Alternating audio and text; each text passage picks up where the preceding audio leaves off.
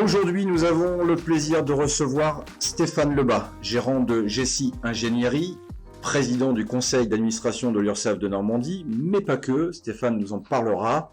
Nous discuterons évidemment de son parcours, de ses expériences, de ses réflexions sur l'innovation et la gestion d'entreprise. Au-delà de toute cette partie professionnelle, j'irai un petit peu creuser du côté de l'enfance peut-être de Stéphane. L'idée, c'est de connaître l'homme, celui qui est devant moi avec un magnifique sourire. On sent que Stéphane, c'est un optimiste, enclin au dynamisme, et on a besoin de ce genre de leader ici sur le territoire. Alors, je suis évidemment accompagné, un peu moins qu'à l'habitude, puisque je pressens que les vacances sont bonnes pour certains absents.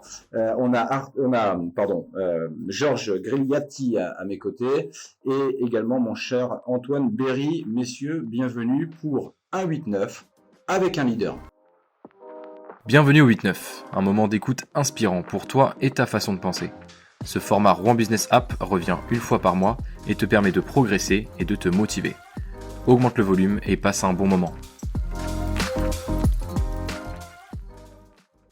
Bonjour Stéphane. Bonjour et merci encore pour cette belle introduction. Je suis un peu bluffé, mais pourquoi pas.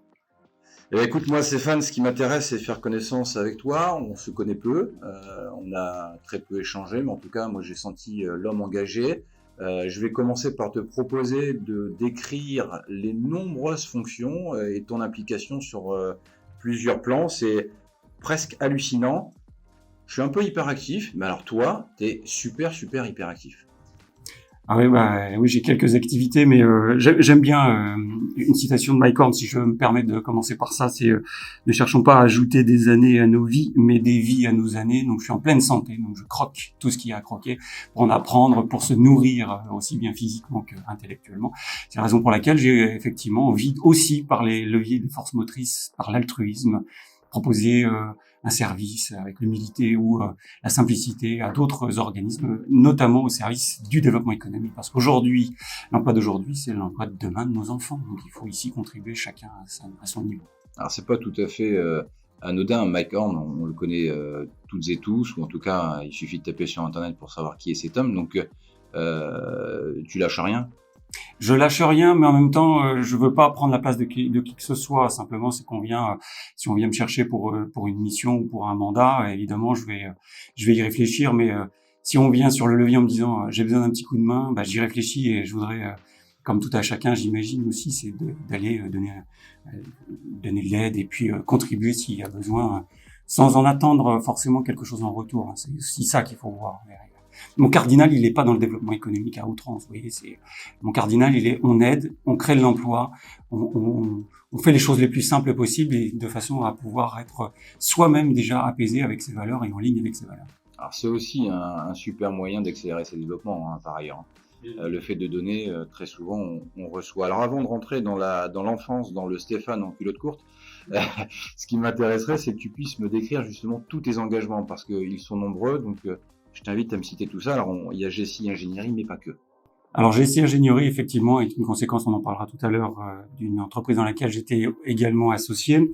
Je suis administrateur aussi chez Serre France Seine-Normandie. C'est d'abord un cabinet, c'est d'abord une association, ce sont des adhérents. 600 collaborateurs, 42 millions de chiffres d'affaires, donc c'est une ETI, et on m'a aussi missionné à l'intérieur de Serre France Seine-Normandie pour être président du comité raison d'être. Ça fait aussi écho à ce que je fais, à ce que je sais, ce que j'ai envie de faire. Voilà, la présidente Agnès me dit, vient me chercher en me disant est-ce que tu voudrais être président du comité raison d'être. Alors sans raison d'être, on sait bien que le monde se dégrade, donc il faut aussi un cap, un sens. Donc je pense que au travers de mes engagements, elle a compris qu'il y avait aussi une forme de stabilité et de volonté d'aller de l'avant. Et dans ce schéma-là, elle s'est rapprochée de moi pour me le proposer. Alors voilà, Serre France Seine-Normandie, premier mandat, administrateur d'Initiative Heure. Donc ça fait écho aussi à ce que je disais avant. Initiative Heure, donc pour ceux qui ne connaissent pas, c'est une petite association qui vient en soutien, en aide aussi aux créateurs d'entreprises et aussi à ceux qui veulent se développer, avec les petits dispositifs coup de pouce ou des prêts personnels pour faire des effets de levier pour les financements des créations d'entreprises, entre autres. Vice-président du CLAP. Alors le CLAP, c'est le club logistique achat packaging. J'y suis depuis des années. Et c'est une délégation de Logistique Seine-Normandie, LSN, plus communément dit. Et les thématiques de la logistique, du transport, du dernier kilomètre, la manière dont peuvent fonctionner les entreprises. Donc ça se trame par différents événements, petit-déj, déjeuner et after-work. Après, ce sont des clubs où justement on va pouvoir échanger avec les mêmes secteurs d'activité, notamment autour de la logistique, avec les prérogatives qui y sont, et aussi les enjeux de demain avec la thématique qu'on connaît de la logistique. Trésorier de C# Business. Alors là, c'est dans un autre territoire, c'est le territoire eurélien. Le siège de la société que je gère aujourd'hui est à Chartres. Donc j'avais souhaité aussi rendre à César ce qui est à César. Le territoire m'a fait grandir sur Chartres et je me suis dit comment je peux aider aussi en retour, sans en attendre quoi que ce soit, le territoire en matière de développement économique. Donc je me suis inscrit dans cette association où la cotisation est assez forte. Nous sommes une trentaine de membres. Et on a même chose, un certain nombre d'événements qui se font, visites d'entreprise comme tout le monde le fait, des petits déj et des after-work, mais surtout deux événements majeurs, 2 boosts, n'importe qui peut y aller, c'est des invitations gratuites, y compris en dehors du territoire aurélien. C'est-à-dire que vous voyez des invitations, vous vous inscrivez, vous y allez. C'est absolument gratuit et je participe aussi à l'animation, à l'organisation des événements. Je me souviens des 2 derniers, donc Olga Skiesko qui était sur la synergologie, donc la lecture du langage corporel. Alors, 2 grandes thématiques, le développement personnel et puis des sujets un peu d'épaisseur. Olivier Houillet que tout le monde connaît, avec le dynamisme et l'excellence, un peu soirée DJ, son, lumière, donc 450 personnes chaque soirée. Et puis l'autre thématique, le pendant de cette C# Business a un deuxième pan, c'est le deuxième boost de contact est plutôt sur l'épaisseur sur du contenu. La prochaine qu'on va organiser, ça va être autour de l'inclusion, un plateau animé par une personne malvoyante. Et autour, vous aurez 2-3 personnes en situation de handicap, chefs d'entreprise qu'on souhaitera, pour qu'ils puissent expliquer leur parcours, et un sportif de haut niveau aussi nous accompagnera sous une format table ronde à la CCI.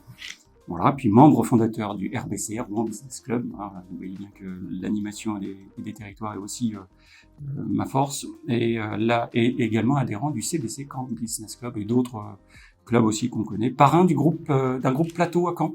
Plateau, PLATO, c'est un dispositif de formation des chefs d'entreprise. Là, on en est à la formation 11 du côté de Caen. C'est un groupe de 15 personnes et l'objet, c'est évidemment de monter en compétence les chefs d'entreprise sur leurs souhaits, sur leur ligne directrice, sur leur feuille de route de formation. Alors, j'aimerais traiter tel sujet ou tel sujet. Donc, voilà, on essaie de monter un petit canevas autour de ça. Et ça reste très intéressant, même pour nous, parrain, même si on a cette référence dite de sachant ou personne ou de personnalité, si on peut aller un petit peu plus loin, il y a un peu d'expérience, parce que celui qui m'accompagne en parrainage, c'est le Gaël Bouchard, donc c'est quand même une belle référence. Et moi, je représente une TPE, et en même temps, l'expérience d'une TPE est aussi intéressante qu'une grande entreprise. Voilà un peu tous les mandats que j'ai, toutes les... Et il t'arrive de dormir Oui, vivre avec mes enfants et ma femme aussi. C'est vrai, écoute. Et comme toi, il dort vite. Ouais, c'est ça. Il dort vite et peu, mais voilà, c'est nos organismes qui nous laissent cette possibilité. Alors, la liste est très longue, en effet. On va essayer de faire des focus. On n'a pas le choix ce matin. On va faire un focus sur GESI Ingénierie, sur ton mandat de président du conseil d'administration de l'URSSAF de Normandie. Et puis également, on ira du côté évidemment de Rouen Business Club et de Caen Business Club, puisque tu sais que RBA, c'est aussi un réseau d'affaires. Et donc, on ira sur ce terrain-là, puisque j'ai envie d'avoir un petit peu ton retour d'expérience et que tu nous en dises un peu plus sur ces sujets-là. Alors, il était comment, Stéphane, en culotte courte, ta jeunesse, ton cercle familial, qu'est-ce qui fait que tu finalement as grandi pour en arriver à celui que tu es aujourd'hui, un homme passionné et puis engagé? Alors ça va être un peu difficile à expliquer proprement dit, mais c'est une enfance un peu technique, un peu compliqué même pour le dire. Alors je fais pas d'analyse psychologique, mais une enfance très dure. À 1 an et demi, je vais vous le dire un peu brutalement, parce comme on dit ex abrupto, mais mon père a fait l'objet d'un homicide, donc j'ai été un peu perturbé dans tout ça, même s'il y a 1 an et demi. On n'y voit pas grand-chose, mais fils d'ouvrier, ouvrier presque prolétaire, hein, si on peut dire. Hein. Ma mère ouvrière spécialisée, 44 ans dans sa même entreprise. Et puis elle a trouvé un compagnon, j'avais 2 ans et demi à peu près, un nouveau compagnon, et il est décédé depuis 2 ans d'un arrêt cardiaque, mais c'est que j'ai toujours été bercé dans une forme de violence entre guillemets, je le mets entre guillemets parce que c'est assez c'est sujet à interprétation, mais un peu d'alcool, voilà, un peu des invectives verbales, pour ne pas dire des noms d'oiseaux à l'égard de ma mère, en étant jusqu'à 10, 11, 12, 13 ans. À 15 ans, on comprend que seule l'école est un ascenseur social pour se sortir d'un milieu qui peut être considéré violent pour d'autres qui le vivent différemment. Et donc, à partir du moment où vous dites que le travail, seul ce que tu peux produire peut te faire grandir, ben, on compte sur soi. Puis après, on s'entoure, et ensuite, on fait des belles rencontres, et on progresse, on avance comme ça, avec ces belles rencontres. Et quand on a fait des belles rencontres, aussi, faut savoir leur dire merci, et merci. Voilà, c'est ce mot qui est assez simple à dire. Merci de m'avoir aidé, et leur faire comprendre que grâce à eux, on progresse. Alors, vous savez pas comment, mais il y a des fois, vous faites des belles étapes comme ça dans la vie, et c'est pour ça que je reste très positif, parce que je sais d'où je viens. Je vois le référentiel dans lequel je ne veux plus aller, je vois dans le référentiel où je veux pas retourner, donc je fais très attention, je suis très prudent. Oui, son casse, hein, le S, la sécurité, est très important chez moi.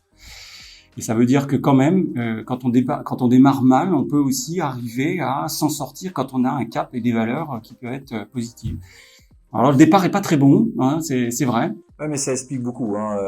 Je connais plutôt bien ça, et ton why, ça y est, je l'ai compris. En tout cas, je l'ai compris. Je pense que nos auditeurs l'auront compris. Respect, Stéphane, respect. Donc du coup, tu fais un peu d'études quand même parce que tu es quelqu'un de très intelligent. Alors je sais pas si intelligence rime avec études, mais en tout cas, je crois que ça y participe. Hein. C'est un vrai sujet. Qu'est-ce que l'école? Comment ça se passe à l'école? J'ai compris que l'école était pour moi le cap. Hein. Ça a été l'enseignement. J'ai suivi un parcours dit classique, traditionnel dans l'école républicaine. Hein, donc le collège à Nonancourt dans l'Eure, le lycée à Verneuil-sur-Avre. Bac en 95, donc fameux bac S, et puis j'ai fait mes classes préparatoires à Blaise Pascal. Même chose, quand on commence à dire je vais faire des études supérieures à des parents dont le métier est juste entre guillemets, là c'était pas ma vocation. Dans l'univers habituel, donc traditionnellement dans leur tête, c'était tu finis l'école au collège presque ou au lycée, ben tu vas après tout de suite travailler. C'était pas vraiment mon souhait. Et je leur ai dit, je voudrais faire une classe préparatoire. Qu'est-ce que c'est? Ça veut dire quoi? Et tu vas où? Je vais pas te payer des études jusqu'à une trentaine d'années. Tu te rends pas compte? Ok, je comprends. Après, donc, pour ça, donc l'école d'ingénieur à suivre. Donc, je me suis débrouillé à trouver pour la première fois. Ça s'est ouvert, une école d'ingénieur par l'apprentissage. Vous voyez, c'est plutôt rare. C'est plutôt rare. Donc, je dis l'apprentissage, c'est une belle voie, effectivement. À partir du moment où on veut le faire, si on doit le faire, si on veut encore conserver des notions scientifiques, il faut le faire le plus tardivement possible. Hein, pas se précipiter aussi si on souhaite le faire. Attention à ne pas non plus y aller parce que il y a le levier financier qui vient derrière, il y a l'aide, bien sûr. Mais ça ne soit pas le why, comme tu disais tout à l'heure, c'est vraiment la raison principale. Donc une école d'ingénieur par l'alternance, ça s'appelle le CEFIPA, et c'était à Bagneux, région parisienne sud. C'était la seule qui était ouverte à l'époque, puis après j'ai vu que les écoles pour lesquelles je préparais le diplôme, c'était l'ENSAM. J'adore les maths, j'adore la science, et notamment le calcul par élément fini. Donc c'est ingénieur généraliste, calcul par élément fini, donc plutôt du matriciel, de la résistance des matériaux, ce qu'on appelle communément de la RDM. Je suis passionné par ça. Bien sûr, oui. Et bien avec ce qu'on va parler, ce qu'on va aborder après, ça va être compliqué aussi. Alors je vais essayer de un peu plus clair. Voilà, j'ai un diplôme de commission reconnu par la commission des titres d'ingénieur. Voilà, je suis diplômé. Et puis après, moi, je suis parti au travail juste après. Alors, tu démarres la vie professionnelle. Bon, tu l'avais démarré par l'alternance, on vient de le dire, mais tu la poursuis en tant que salarié. Alors, j'ai effectivement fait mon alternance dans une entreprise qui s'appelle AMG, qui s'appelait, parce que je crois qu'elle est du côté de Près, dans l'Eure, ouverte et créée par Dominique Neveu, décédé depuis, et qui fait partie des personnes dont on parlait tout à l'heure, qui vous tendent la main. Voilà, il a un mentor. Voilà, je vais le dire avec émotion parce que c'est le premier qui a dit « Je crois en toi, je vois, je te connais depuis tout petit, je sais que tu vas pouvoir au moins t'émanciper, je vais t'aider. » Et c'est parti, c'est comme ça que c'est parti. Ils sont importants, ces mecs-là. C'est comme des parents. Hein. Oui, enfin, ça peut être... Tu lui as dit? Je lui ai pas dit. Et par contre, je l'ai écrit le jour malheureusement de son décès. Tu vois, ça c'est un truc, je trouve qu'on fait pas suffisamment, de mettre en lumière des gens importants, et on attend finalement qu'ils soient partis pour faire une démarche. Et j'ai à cœur, moi aujourd'hui justement, de faire différemment, de retourner un peu la chose et de mettre en avant ceux que j'aime, ceux qui m'aident, ceux qui m'ont accompagné dans mon développement. Et d'ailleurs, c'est un petit teasing au 4 mai où on a un invité surprise qui va faire écho à ce que je viens de dire. Le 4 mai, c'est le Biz Meeting RBA, c'est l'événement rouennais. Stéphane, tu es notre invité, évidemment. Merci. Moi, j'oublie pas mes beaux-parents qui m'ont aussi aidé pendant la période où je suis parti en école d'ingénieur. Ce sont des personnes qui ont aussi contribué à l'évolution. Les parents de ton épouse? Bien sûr. Ah, donc tu rencontres ton épouse à 15 ans et demi. Très tôt. Et je suis toujours marié, je suis marié en 2001. Donc, alors du coup, parce que je connais même pas ton âge.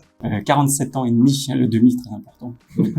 Donc combien d'années de mariage là? C'est plus de 30 ans? 2001, je suis marié en 2001. Ouais. On s'est marié en 2001, on s'est connu à 15 ans et demi. Ouais, connu à 15 ans et demi, marié en 2001. Donc t'as eu le bac, t'as eu... Voilà, c'est ça, le temps de préparer. T'as pris le temps. Les choses ont pris le temps, puis les enfants un peu plus tard, bien sûr. Ok, donc aussi... Non plus être bien systématiquement avec tout le monde, être bien avec ceux qu'on aime. En tout cas, ceux qui vous aident aussi, en échange, les aider quand il y a... Bon, mesdames, le beau gosse Stéphane est bien marié, donc on passe au sujet.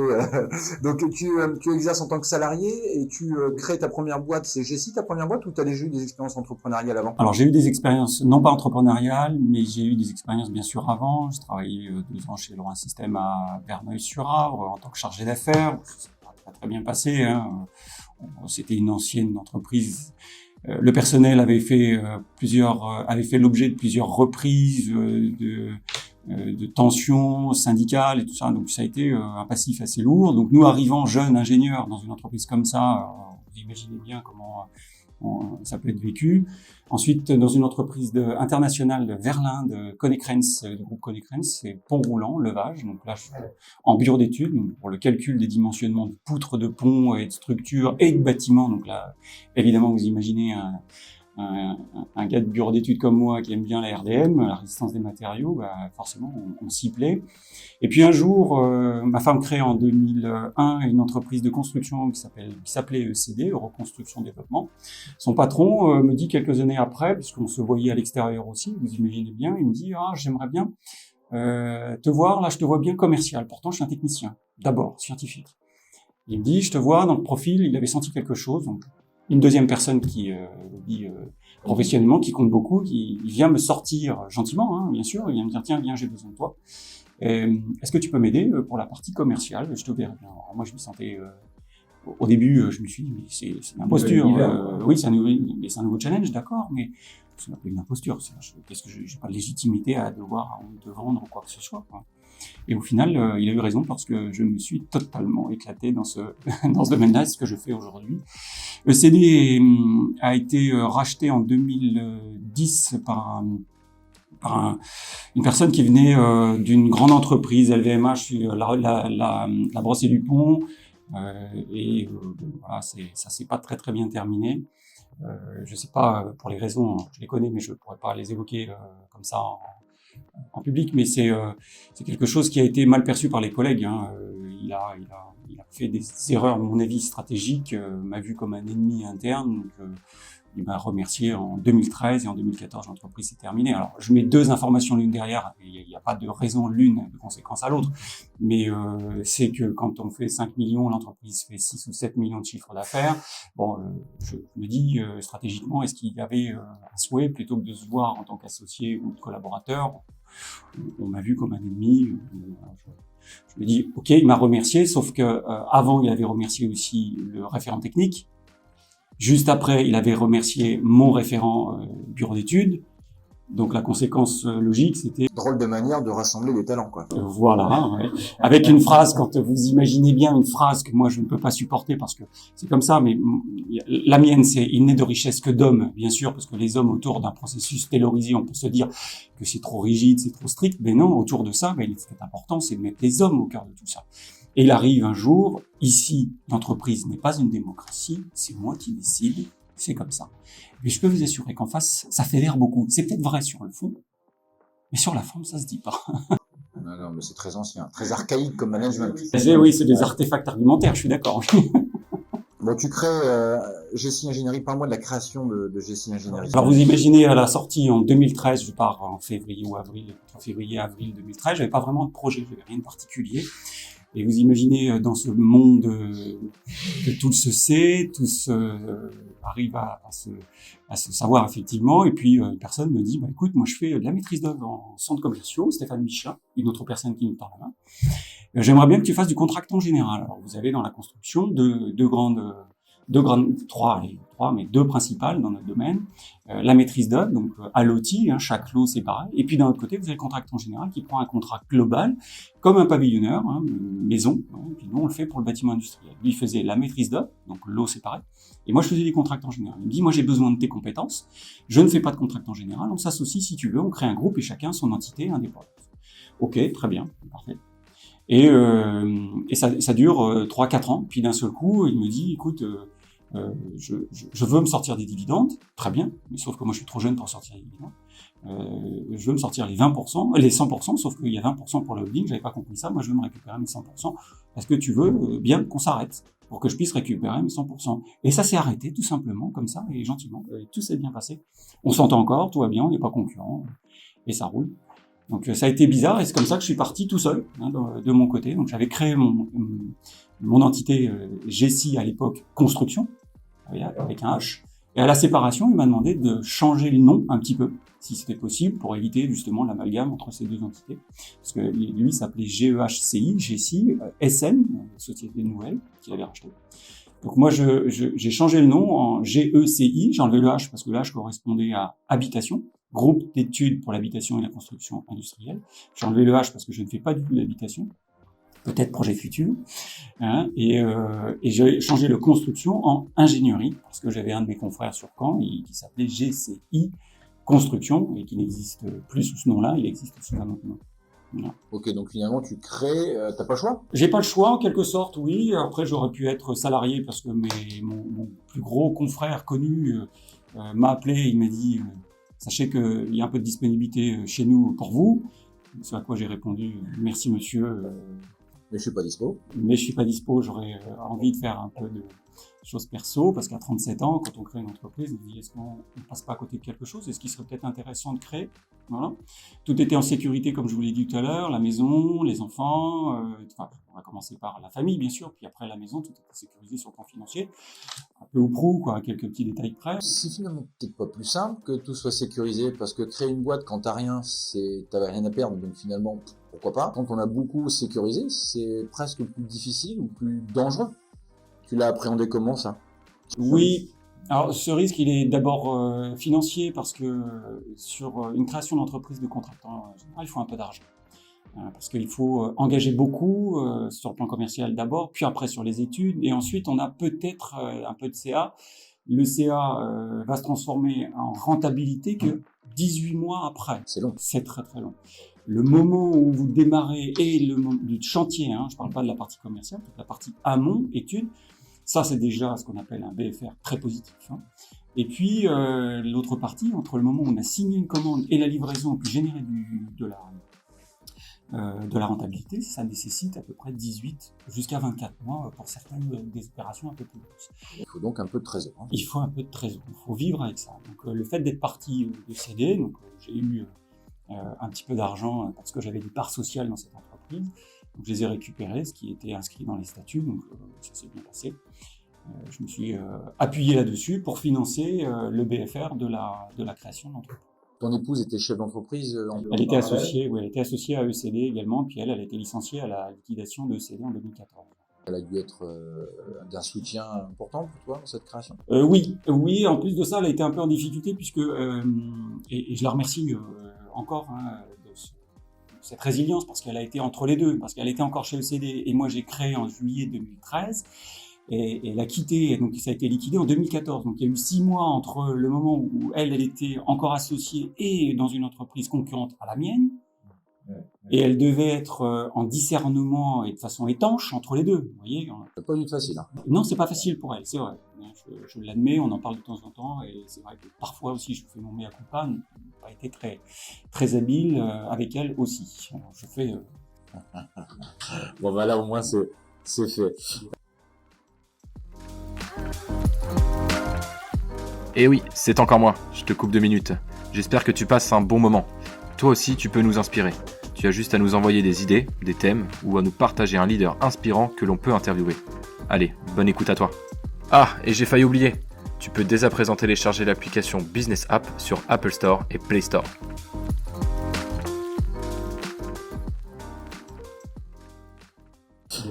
Qu'est-ce que tu peux me dire sur justement la croissance et également l'innovation chez Jessie Ingénierie?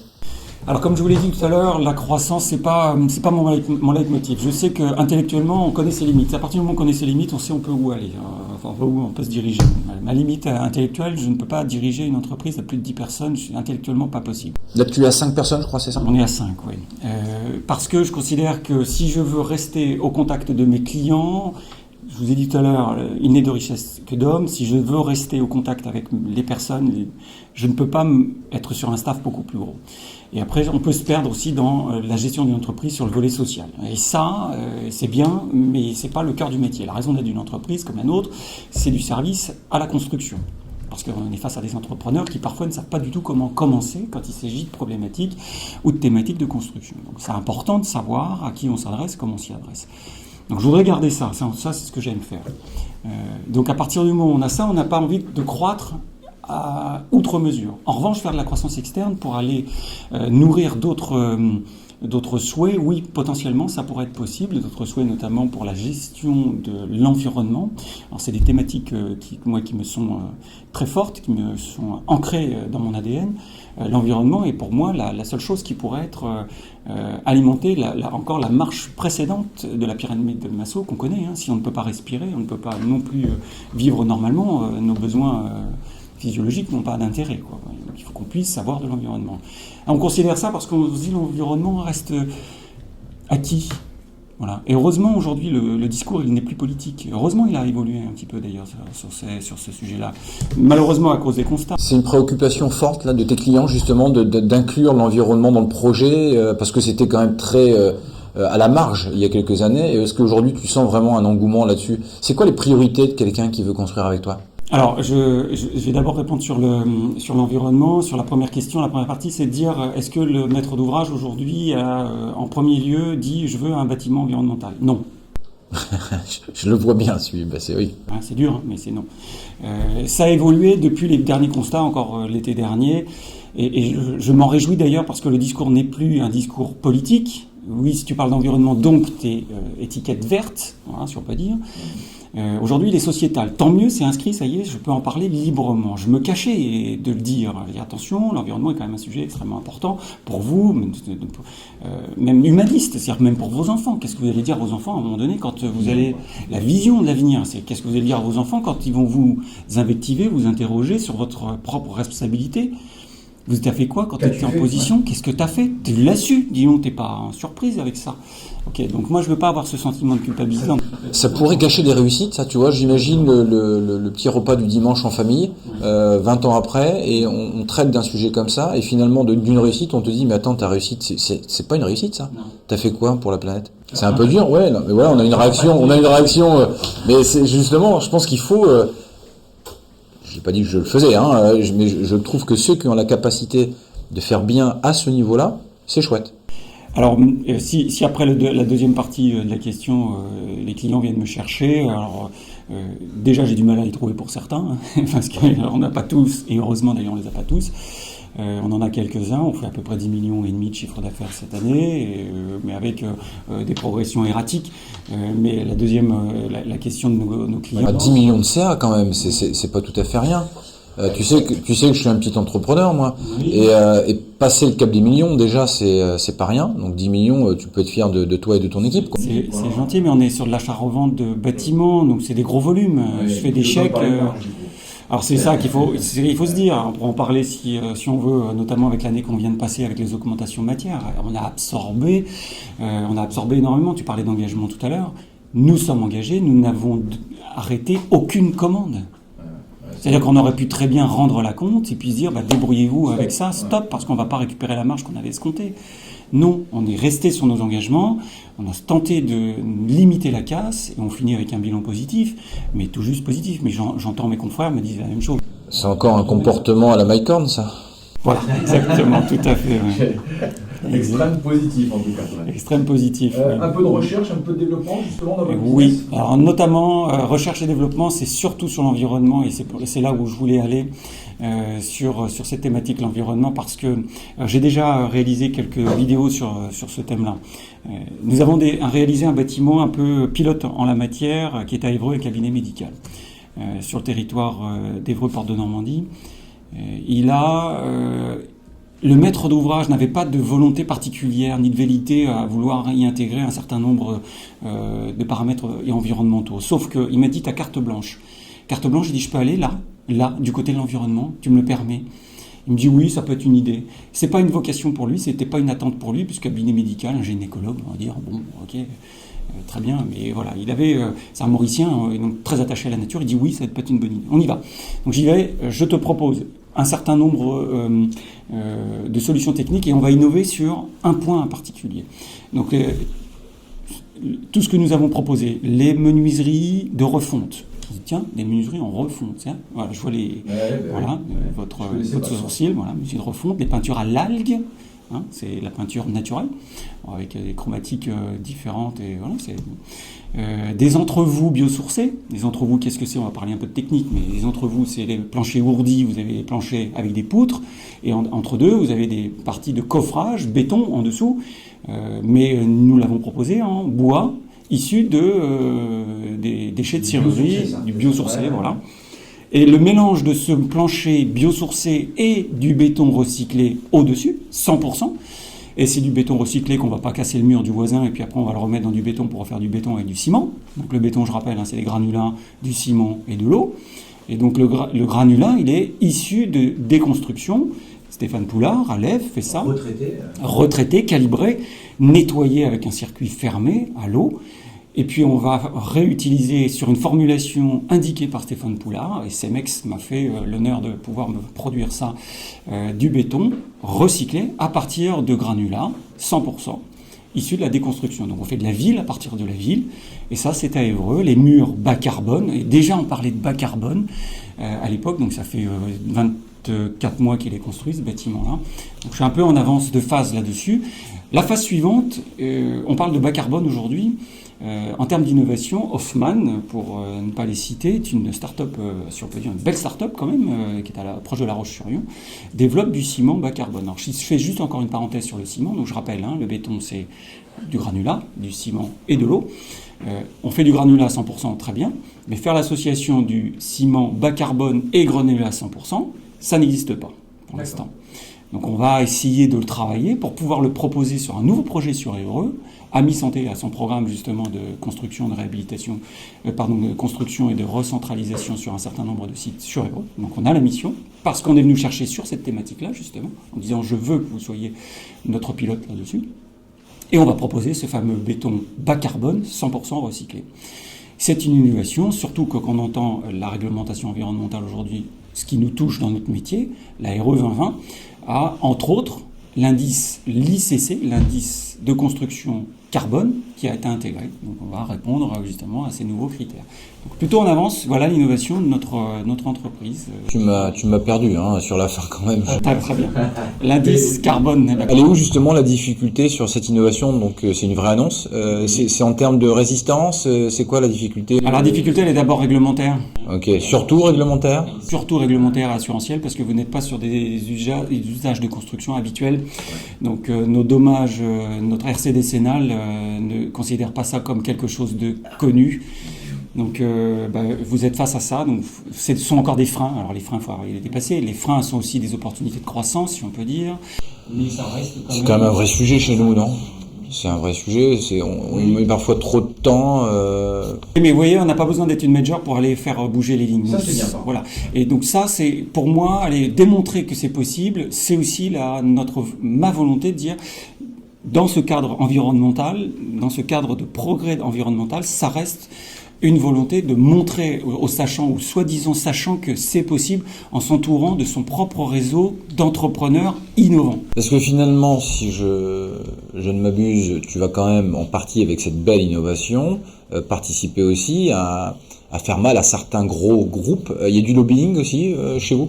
Alors ma volonté n'est pas de faire mal aux gros, ma volonté c'est de proposer un service différent. Et encore une fois, mon cap c'est je réponds à un service avec les valeurs et en ligne congruence avec mes valeurs. Je ne souhaite pas, c'est pas mon, ça n'a jamais été d'ailleurs avec mes confrères ou mes concurrents, si on peut dire, ça n'a jamais été ma volonté de dire je vais le déglinguer, c'est pas du tout ça. J'innove pour la planète. J'innove pour la planète d'abord, mais je travaille pour répondre à un service à un maître d'ouvrage. S'il a besoin de moi, très bien, je vais rendre ce service. Mais je ne vais pas me focaliser en disant je vais prendre ce client au détriment de mon confrère. Donc ça restera de toute manière assez marginal quand même. Oui. Parce qu'il y a un coût plus important aussi de construction?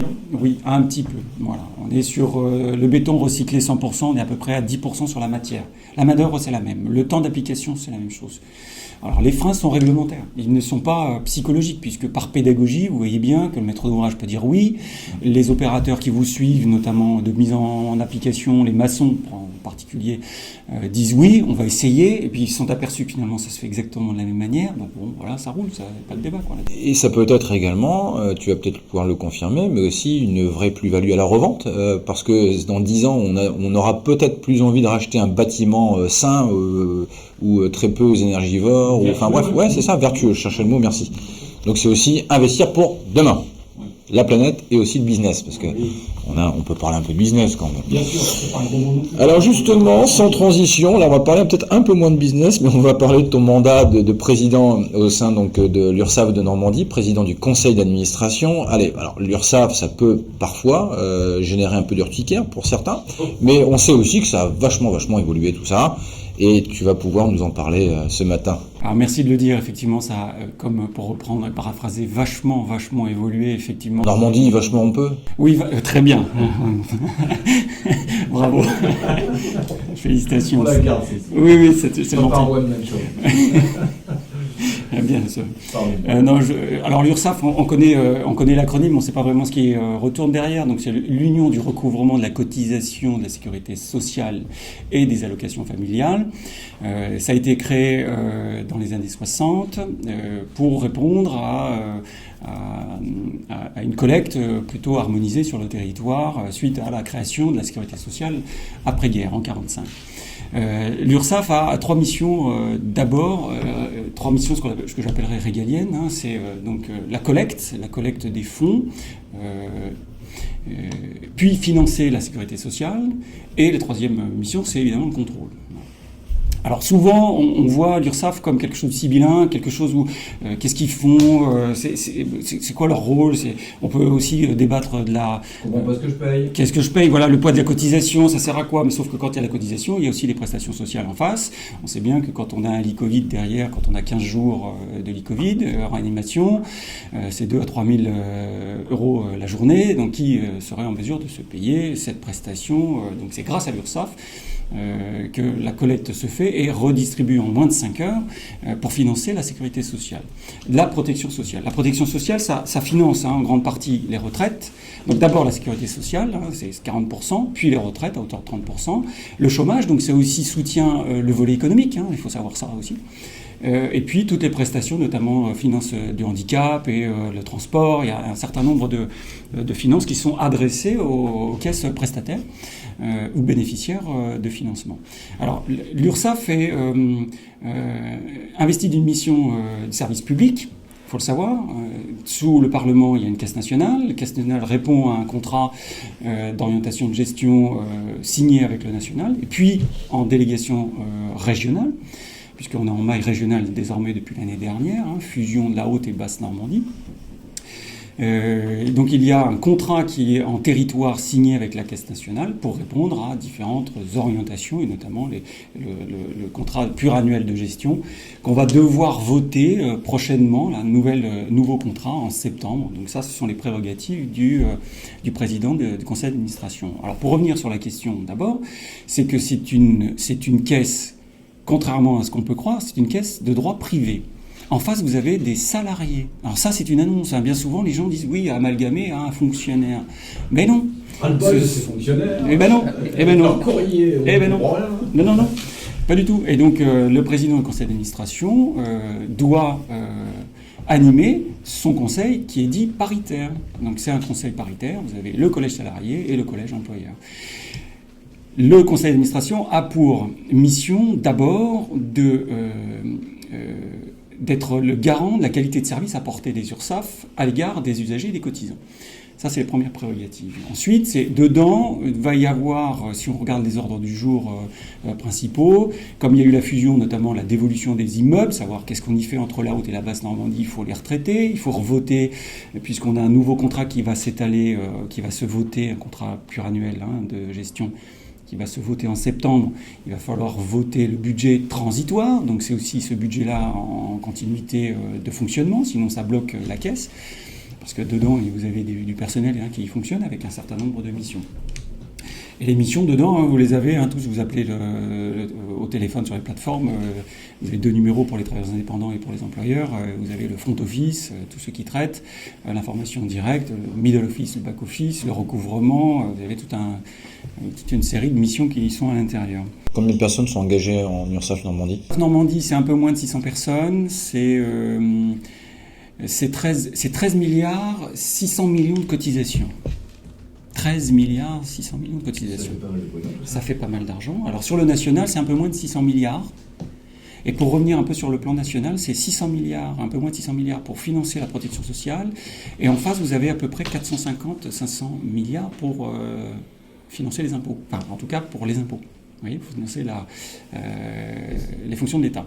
Est-ce que tu as des statistiques sur justement, parce qu'on a tendance à penser qu'un chef d'entreprise, un cotisant, je vais l'appeler comme ça vis-à-vis de l'URSSAF, un indépendant est souvent moins malade, alors c'est peut-être une bêtise ce que je te dis, mais moins malade et profite un peu moins justement de cette allocation ou de cet accompagnement dans niveau santé. Oui, c'est plutôt la CPM, mais ce que je peux dire en tout cas, si je peux répondre à la question, c'est pas sous cette forme-là. Je pense que c'est quels sont les bénéficiaires qui pourraient, à quel moment on en a le plus besoin. Ouais. Presque, c'est plutôt dans les 6 derniers mois de la vie où on en a le plus besoin. C'est-à-dire qu'on cotise à hauteur de ses moyens et on a bénéficié à hauteur de ses besoins. Et ça, c'est important. C'est une phrase qui m'a été rappelée par Vincent Le Chevalier et je le remercie encore pour ces éléments de langage. Mais c'est vrai que c'est important de l'intégrer. C'est que notre système par répartition, notre système général par répartition ne va pas regarder quel est votre portefeuille, mais va regarder comment je peux vous soigner et vous aider. C'est ça qui est important aussi pour la préservation de notre système de protection sociale. En fait, c'est l'assurantiel à quelque niveau que ce soit. Donc je veux bien qu'on débatte sur le poids des cotisations, mais c'est pas au niveau des caisses régionales, c'est pas au niveau de l'URSSAF, c'est de notre législateur. Ceux qui ont envie de revendiquer là-dessus, à un moment donné, vous parliez d'engagement tout à l'heure, qu'ils s'engagent en politique et là ils réformer. Mais c'est ce que vous faites qu'appliquer ce qui se passe. C'est une délégation de service public qui est l'application directe de la loi pour le recouvrement. C'est pas plus que ça. Donc l'URSSAF de Normandie sont nos amis. Exactement, bien dit. C'est comme l'avait dit le président à un moment donné. Voilà, l'URSSAF est un partenaire. Alors j'ai entendu, je vous ai dit tout à l'heure 600 milliards. L'URSSAF est un partenaire comme un autre d'une entreprise, bien sûr. Et c'est avec l'URSSAF qu'il faut travailler. Ce que je voulais dire en complément aussi par rapport aux 13 milliards, c'est que, pour donner aussi, par rapport à Georges, la santé économique du territoire, c'est que les deux URSSAF Haute et Basse Normandie consolidés étaient sur une dynamique de 11 milliards à peu près. Je vous ai annoncé 13 milliards 600 millions. Ça veut dire que grâce aussi à l'emploi qui a été augmenté sur les territoires, évidemment, les prestations sociales, les cotisations sociales ont augmenté. Ça aussi relève un indicateur important du dynamisme économique. Ça qu'il faut relever aussi, c'est que tout va bien pour l'instant. Alors justement, tout va bien. Maintenant, on sait aussi qu'il se passe quelque chose. Il y a quand même une forme de souffrance. Alors pas chez tout le monde, hein. Il y a des gens qui vont très bien, mais on a des boîtes aussi qui commencent à souffrir. Est-ce que justement, toi, vous le percevez à l'URSSAF? Il y a des retards de cotisation, des demandes de report? Comment ça se passe? Alors, l'indicateur de défaillance d'entreprise est généralement est donné par le tribunal de commerce. Voilà. Ce que nous pouvons voir à l'URSSAF, les indicateurs sont plutôt liés après la période Covid. Voilà. Il y a eu des plans d'appurement qui ont été négociés, qui ont été mis en place. Un processus de recouvrement, de remise en route est en place. Globalement, sur les employeurs et les travailleurs indépendants, globalement, vous avez le taux de plan des non rompus, c'est-à-dire que ce qui a été négocié de 82% pour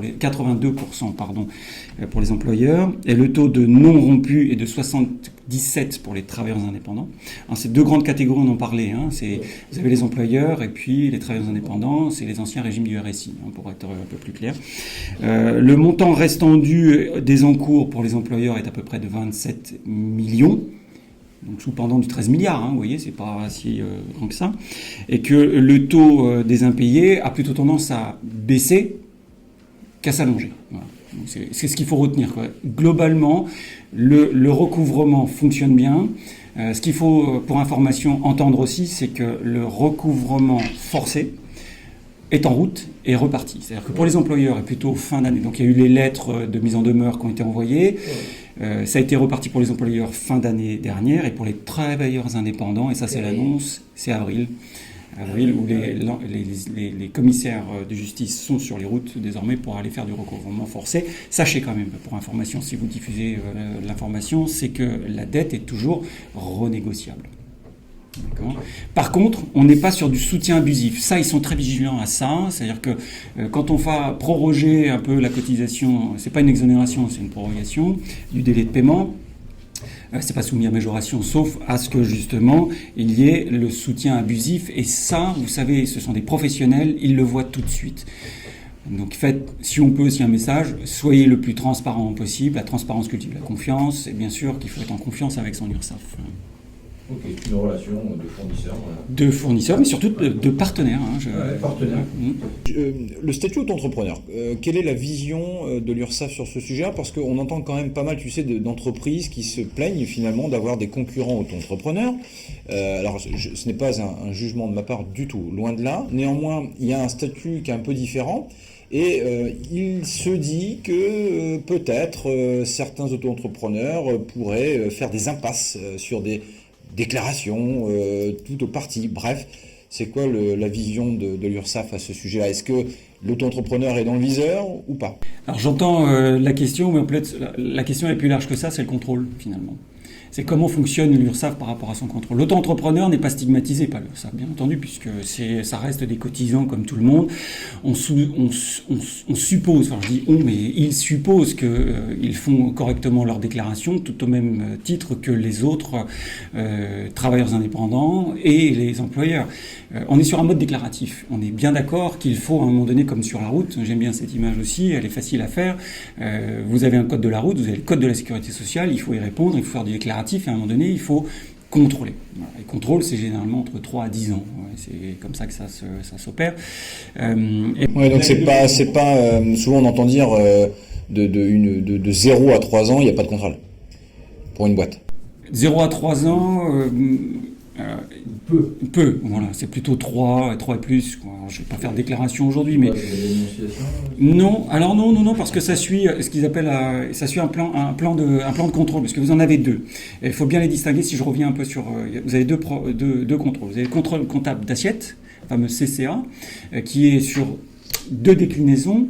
La première, c'est le contrôle sur pièce, personne ne se déplace et vous contrôle sur les déclaratifs, notamment la déclaration sociale nominative, eu égard à votre activité, votre chiffre d'affaires, le nombre de salariés. Ils vont vite mettre ce qu'on appelle un data mining, voilà, c'est une intelligence artificielle très puissante qui vient vérifier si vous êtes dans les bons seuils, voilà, et s'il y a des alertes, crac, vous sortez et ils font un contrôle sur pièce. Voilà. Il n'y a pas de déplacement, il n'y a rien. Ensuite, il y a le contrôle avec les inspecteurs sur place. Et là, vous avez une charte du contrôleur qui, de toute façon, vous serez informé, il n'y aura pas de surprise, tout se passera bien et c'est charté. Il n'y a pas de... Tout le monde est logé. Alors, l'équité de traitement, bien sûr, sur ce domaine-là, puis d'ailleurs, notamment, l'équité de traitement de service. Mais que ça reste...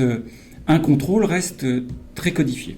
Il n'y a pas de, encore une fois, il n'y a pas de loup, il n'y a pas de bouteille à l'encre derrière, excès de zèle, bien sûr. Alors on peut entendre ici ou là quelques expérimentations de chefs d'entreprise, un peu en épaississant le trait, en disant oui, j'aime bien. Puis au final, quand je creuse, moi en tant qu'élu, je ne suis pas un opérationnel de l'URSSAF en tant qu'élu, quand je creuse un petit peu, parce qu'on m'invective souvent sur le contrôle, j'ai payé quand je me présente de temps en temps de cette nature avec le statut de président de conseil d'administration, j'ai payé mes cotisations, c'est le premier réflexe qui arrive. Mais c'est pas le débat, je ne suis pas un inspecteur. Ouais, tu sais que j'ai réfléchi avant de te faire venir. Oui, mais... j'ai d'ailleurs pris tous les numéros de sirène de chacun. Bien sûr que non, c'est pour pas ça d'ailleurs qu'ils sont peu nombreux ce matin, c'est peut-être pas les vacances. On n'a rien à se reprocher. Voilà, c'est ça. Donc tu vois bien, mais c'est après le contrôle comptable d'assiette qui fonctionne comme ça. Donc c'est sur convocation, et puis tout le monde est au clair avec ça. Il faut être le plus transparent possible dans le parole, quand je le disais, bienveillant bien entendu avec les inspecteurs. Et puis isolément, on peut imaginer que ça puisse être de temps en temps mal perçu et que il suffit d'une phrase ou d'un mot d'un inspecteur. J'imagine pas, parce que je les croise aussi de temps en temps, je les salue, et comme tout autre personnel de l'URSSAF. Et je me dis, ce sont des personnes comme tout le monde. Ils font leur travail. Ils sont missionnés pour aller vérifier du contrôle, vérifier le déclaratif, et puis vérifier si la déclaration est à hauteur des prestations sociales, ou en tout cas de la loi. Donc oui, c'est normal. Enfin, il faut contrôler. Mais pas plus. Alors, petit message sur le contrôle, si on peut dire. C'est-à-dire que rien n'est interdit, me dit un inspecteur Benoît. C'est juste que chaque chose, chaque avantage en nature éventuellement, a un seuil éventuellement, et ce qui est au-dessus est soumis à cotisation sociale. Rien de plus. Oui, c'est pas toujours de la fraude. C'est pas toujours de la fraude. Voilà. Alors, et le deuxième volet du contrôle, c'est la lutte contre le travail illégal. Donc, c'est le travail dissimulé qui, lui, est évidemment... oui. Plus impactant, et donc ça fait écho à ce que tu disais tout à l'heure, notamment avec les auto-entrepreneurs, mais sans les stigmatiser, mais c'est vrai aussi pour le bâtiment dont je fais partie, c'est vrai pour la restauration, c'est vrai pour le monde du spectacle, c'est vrai pour toutes les prestations où on a parfois des bénévoles qui se transforment plus en bénévoles, mais qui sont des salariés non payés ou pas payés, vous voyez. Enfin, derrière ça, ce qu'il faut comprendre, c'est que ça n'ouvre pas de droits sociaux à des personnes comme ça n'ouvre pas non plus à la protection sociale en cas d'accident de travail. Rien du tout. Ils sont fragilisés. Donc une fois que vous avez compris ça, qu'il faut cotiser malgré tout, et puis quand on a les chèques emploi-service, vous avez un dispositif qu'on pourra expliquer, Vincent Le Chevalier pourra le réexpliquer, c'est que quand on a un emploi à domicile, par exemple, vous avez du crédit d'impôt à 50%. C'est-à-dire que vous avez tout intérêt à le déclarer, puisque vous paierez moins que ce que va percevoir en net. Voilà. Alors ce mécanisme-là, il est peut-être un peu compliqué à le dire aux auditeurs, mais c'est vrai que ça reste un dispositif qui doit encourager justement à la déclaration de l'emploi à domicile et d'autres emplois par ailleurs, du spectacle et tout. Hein. Il y a le TAISE, il y a tout un tas de services. Il faut se rapprocher des URSSAF parce qu'il y a tout un tas de services qui sont très utiles. Bon, en tout cas, moi, je me sens beaucoup mieux vis-à-vis de l'URSSAF. Merci, Stéphane. On quitte l'URSSAF, on va voir un petit peu, on va aller du côté du dirigeant, et tu vas pouvoir, on va parler un peu leadership, gestion d'entreprise. À ton avis, quelles sont les compétences essentielles d'un bon dirigeant? Alors, c'est assez difficile parce que je ne me considère pas, c'est assez difficile à répondre parce que bon dirigeant, c'est après en fonction de ce que vous êtes, ce que vous faites, ce que vous voulez faire, tout ça soit aligné à peu près, quoi. Mais j'aurais tendance à dire, au travers de tout ça, c'est de bien s'entourer. Alors bien s'entourer déjà en interne, avec un cap, avec la raison d'être. Encore une fois, c'est ce cap-là, la raison d'être. Sans la raison d'être, l'absurdité du monde augmente, croît, bien sûr. Donc, c'est à partir du moment où on a compris ça, c'est Thierry Wattlet qui a dit ça il y a pas longtemps. Une fois qu'on a compris ça, c'est comment on fait autour de tout ça. Bien s'entourer en interne et bien s'entourer à l'externe. Je l'ai dit tout à l'heure avec l'URSSAF, les partenaires, mais c'est aussi les conseils juridiques, les conseils fiscaux, les conseils, tout ce que vous voulez, le comptable, c'est déterminant. Une fois que vous avez fait cette sélection-là, vous pouvez vous appuyer sur ça, et puis vos sous-traitants, parce que moi je travaille aussi avec des sous-traitants pour innover. Vous voyez, une fois qu'on a compris ça, on veut aller là, on va être dans ce cap-là, on va être dans cette ligne-là, et croire en son projet. Croire à ce que je... Vous voyez l'environnement, j'en parlais tout à l'heure, s'il y a 10 ans, j'arrivais avec « je suis le constructeur », biosourcé, environnemental, une petite entreprise qui... Ah ben voilà. Excellente journée, monsieur. Excellente journée, merci, mais moi je veux juste construire un bâtiment. Hein. Vous êtes gentil, le sauveur de grenouilles, là, ça va bien. Je l'ai entendu, hein, c'est pour ça que je me permets. Bon, les valeurs et l'importance d'une culture d'entreprise, c'est quoi tes mots là-dessus? Alors les valeurs, j'ai fait travailler les valeurs dans le cadre de la RSE que j'engage. Je fais beaucoup de RSE non formalisée et étant chez Serre France, ils ont ce service complémentaire là qu'ils apportent. Donc je me suis inscrit dans cette démarche d'accompagnement de la politique RSE formalisée. Donc on en fait, c'est pas du bashing, mais on en fait. Donc on veut le formaliser, l'écrire et de pouvoir aussi, ça amène aussi à emmener les collaborateurs et adhérer au projet, même si sur la forme et sur le fond ils sont d'accord, mais pour moi avoir une ligne directrice et rappeler ce qu'on est à faire, et on passe d'abord par la raison d'être, et ensuite avant d'établir la raison d'être, nous sommes obligés de travailler sur les valeurs. Et on a fait l'étoile des valeurs, ça vous parle peut-être cette forme-là. Donc il parlait et je rejoins tous ces termes-là, professionnalisme. Alors l'humain, bien sûr, le socle commun, il est sur l'humain. La base, voilà, c'est ça. Donc professionnalisme, exigence, vous avez entendu le propos, il est parfois un peu cinglant, mais ça reste important. Pour moi, l'exigence. Oui, c'est vrai. Ah ouais, souvent je mets le pendant à l'exigence, le laxisme. J'ai fait choix tout de suite. Hein. Le laxisme ne m'intéresse pas du tout. Mais c'est aussi dans nos métiers, on est obligé d'être exigeant parce que les conséquences en matière de construction, elles sont visibles. Les désordres apparents sont visibles et c'est immédiat. Hein, ça ne pardonne pas. L'engagement, la confiance, j'en ai parlé, la transparence, la loyauté, fiabilité, durabilité, ça fait écho aussi à l'environnement. La curiosité, la passion. Vous voyez, tout ça, ça nous rassemble. Bon, on clôture par la passion, parce que je crois qu'un chef d'entreprise qui n'est pas passionné finit par quitter le bateau, quitter le navire et dire ciao à l'URSSAF. Quels seraient tes conseils justement à l'entrepreneur, au leader de demain par rapport à ton vécu, les leçons? Tu as dû tirer des leçons certainement de ton parcours, les erreurs peut-être à éviter, et puis peut-être les compétences à développer justement pour faire qu'un entrepreneur se sente bien dans sa vie d'entrepreneur, parce que il y a quand même des entrepreneurs aujourd'hui qui, malgré la passion, ne sont pas bien dans le costume, et peut-être parce qu'ils n'ont pas tiré les enseignements de problématiques ou erreurs qu'ils auraient rencontrées. Qu'est-ce que tu peux me dire sur tout ça? Alors je récapitule parce que ma question, c'est plus une question, c'est un roman. Les leçons apprises, les erreurs à éviter et les compétences à développer. Alors les leçons apprises, oui, effectivement, au parcours que nous avons, alors il n'est pas fini, mais Georges pourrait évidemment me confirmer, avec tout le respect que je lui dois, un peu plus âgé que nous. L'expérience, bien entendu, bon, c'est un amoncellement de petites bêtises, on prend des claques, on prend des coups de pied aux fesses, on se fait sortir, on revient, on repasse par la porte, on repasse par la fenêtre. On progresse grâce à nos erreurs. On progresse grâce à nos erreurs, merci Georges, évidemment, bien sûr. Alors c'est beaucoup d'humain, alors je progresse beaucoup sur l'humain parce que j'ai vu au CBC, au Caen Business Club, une intervenante qui était une criminologue et qui explique que nous sommes sur une ligne entre l'empathie à gauche, par exemple, et la schizophrénie à droite pour les plus violents. Et au milieu de ça, chacun se situe plus ou moins à gauche, à droite. Voilà. J'ai cette difficulté empathique, je suis comme ça, je suis handicapé si on peut dire, mais sans vraiment le déclarer. L'empathie, j'en ai, mais pas suffisamment dans certains domaines, donc je suis obligé de me former sur l'humain, moi.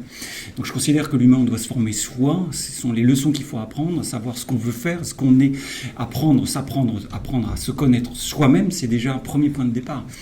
savoir comment on va réagir à telle situation et comment on peut interagir avec l'autre, avec un bon canal de communication, en le comprenant lui, en s'appuyant sur ce qu'on sait soi. Enfin, vous voyez, c'est très simple peut-être de dire, mais si on parle... Selon les sujets, c'est parfois difficile à faire. Mais entre empathie et schizophrénie, je peux dire que moi, ça dépend des jours. Hein.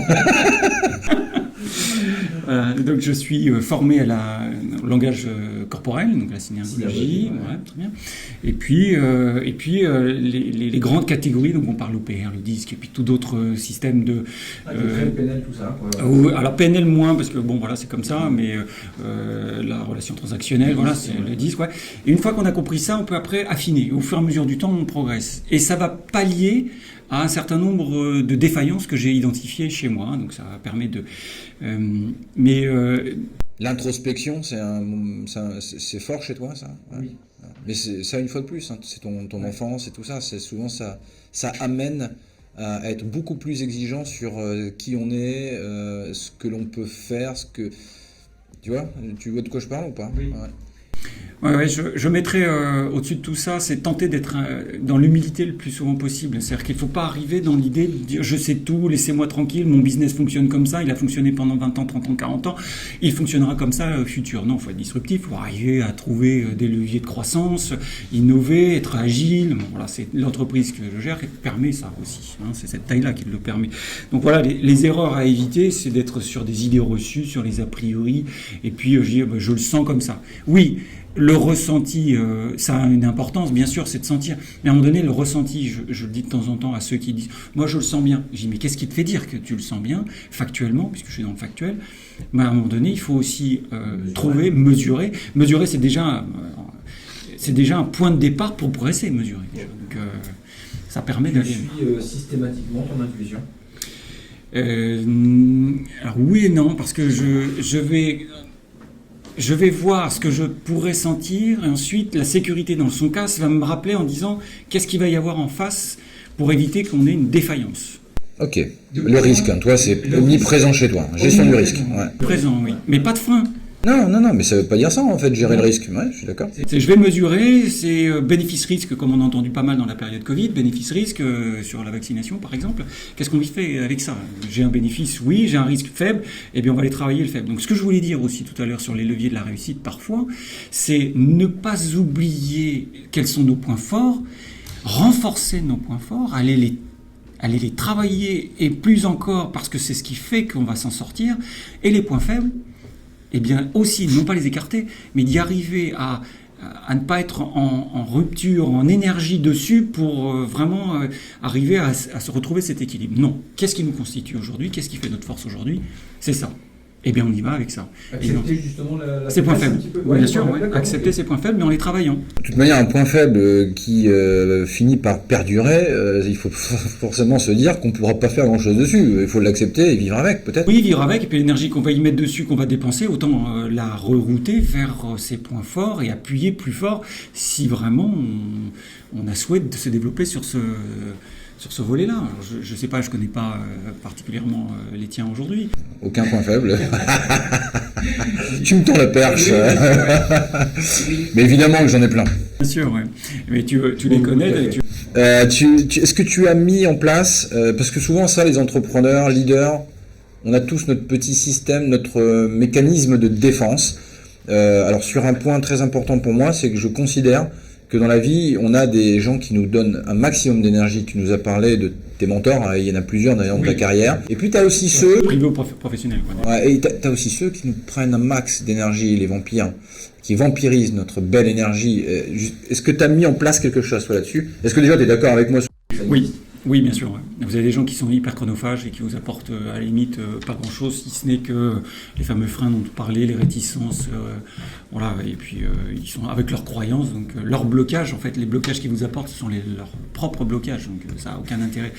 Pour moi, alors la parade, s'il y en a, je ne sais pas si j'en ai, mais au début, on va essayer de les écouter, puis à la fin, on essaie de les écarter, mais avec politesse. Mais grâce à ce que je disais tout à l'heure sur le développement personnel, à arriver à les identifier et à y trouver des parades, une fois qu'on a compris comment ils fonctionnent. À un moment où on sait comment ils fonctionnent, on peut tenter de les éviter. Alors, les pervers manipulateurs narcissiques qu'on a du mal à identifier, on en a tous dans son secteur, ceux-là on ne peut rien en faire.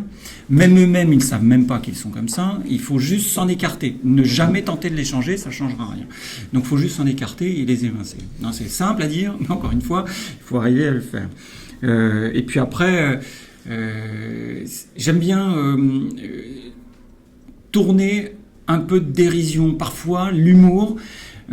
Ça peut aider justement à faire débloquer ou faire passer des beaux messages, mais je dis mais parce que faut aussi s'adapter à son environnement. L'humour peut parfois aussi, pour certains, être considéré comme de la naïveté.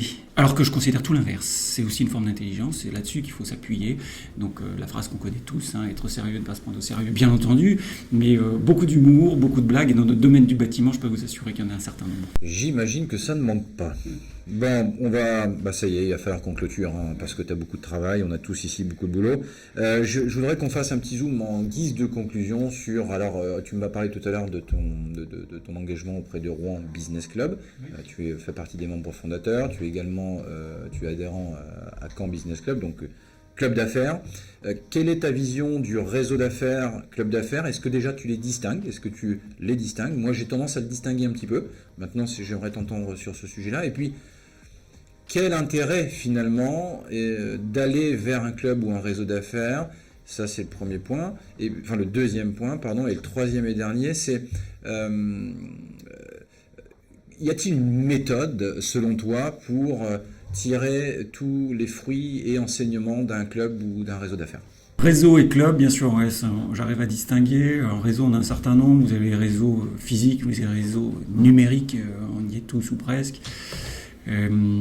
Oui, c'est important. On voit bien que ce monde commercial ou de visibilité ou lisibilité peut évoluer et évolue un peu sur le numérique.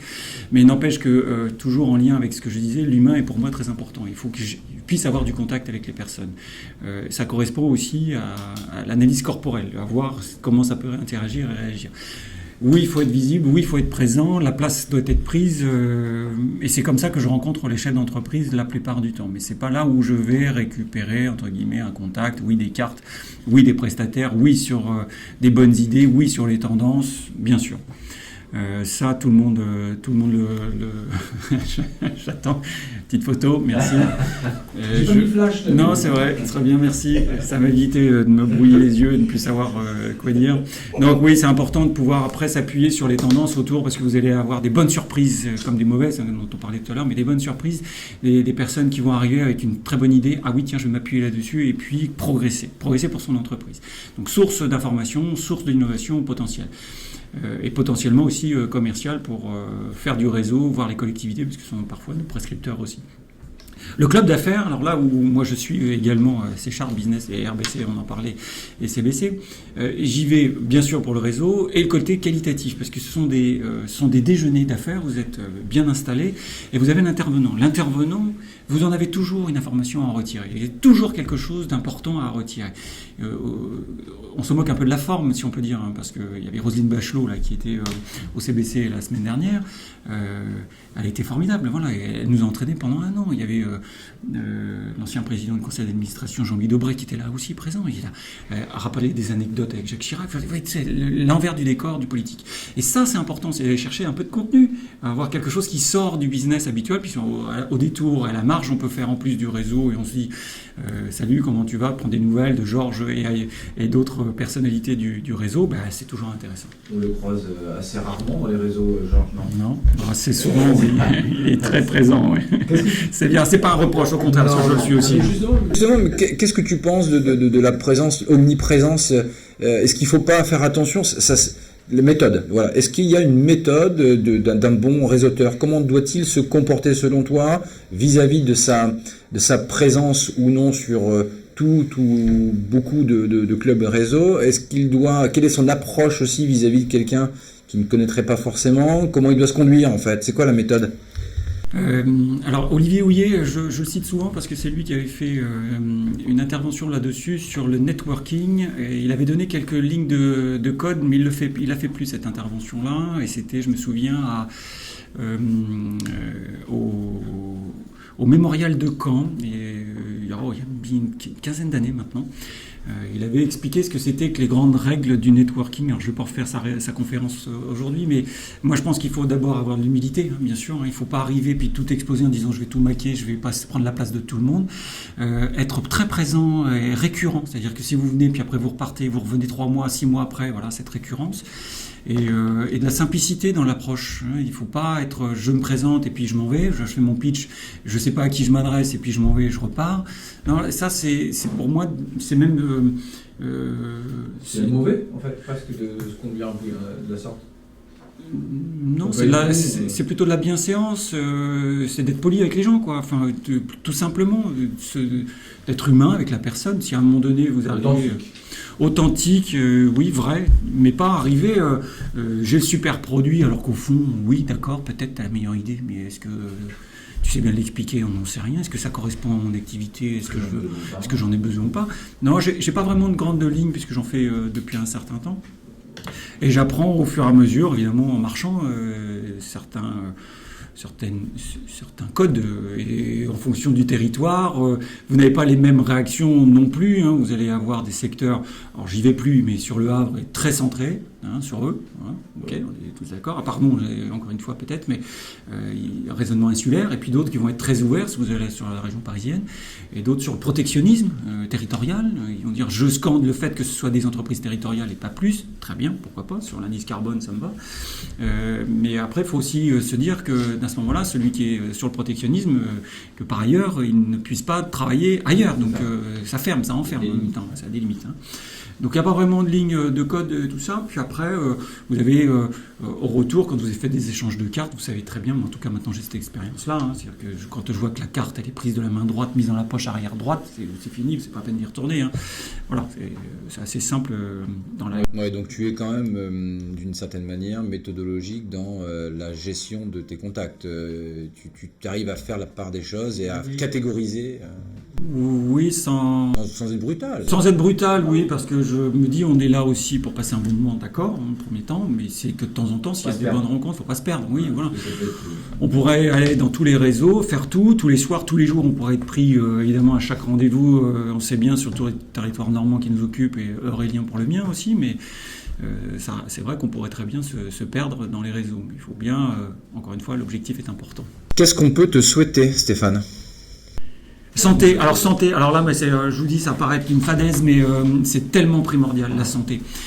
C'est comme ça que ça rejoint ça conclut bien avec la phrase d'introduction sur la citation de Mike Horn. Bien sûr, des vies dans des années, et pas chercher des années à allonger notre vie, bien au contraire. C'est en pleine santé pour pouvoir vivre pleinement toutes les activités, et pour tout le monde d'ailleurs, mais toutes mes activités que j'aime bien pour le développement. La santé, ça reste fondamental. Je te souhaite la santé, mais pas seulement à toi, également à tous tes proches, celles et ceux que tu aimes, que tu chéris, j'en suis sûr, parce que tu es un mec vraiment adorable. On va remercier évidemment notre éminent doyen, Georges Grigliati, pour sa présence, alors que tout le monde est parti en vacances. Présence et vacances, ça rime, j'aurais dû faire de la communication. Monsieur Antoine Berry, pour tout ce qu'il est. Il saura vous le dire si vous avez l'occasion de prendre le temps de le connaître. Évidemment, Sikara Badji, qui est arrivé super en retard, mais c'est pas grave, tu es pardonné, j'espère que tu as passé un bon moment. Stéphane, ça m'a fait plaisir de faire ta connaissance un peu plus en profondeur. On sait que tu as été rythmé par une vie particulière, une vie singulière, c'était ton histoire, et moi je suis super content d'avoir découvert ton histoire dans 1-8-9 avec un leader. À très vite.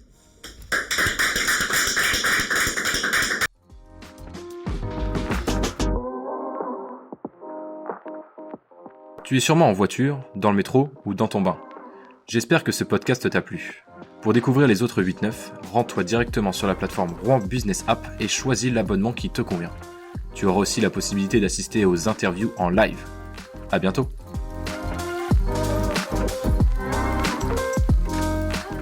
Ce podcast vous a été présenté par Bread Normandie, partenaire majeur de Rouen Business App.